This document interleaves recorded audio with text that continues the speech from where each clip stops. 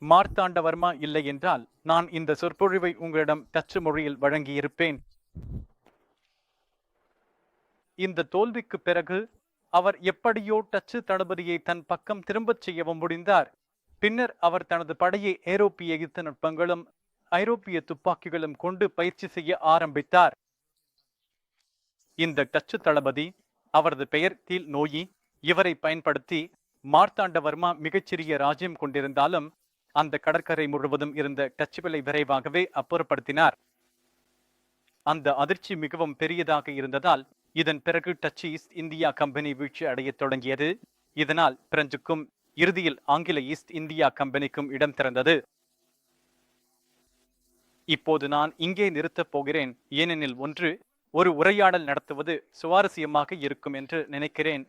இரண்டாவது, என் தொண்டை கொஞ்சம் வலிக்கத் தொடங்கியுள்ளது.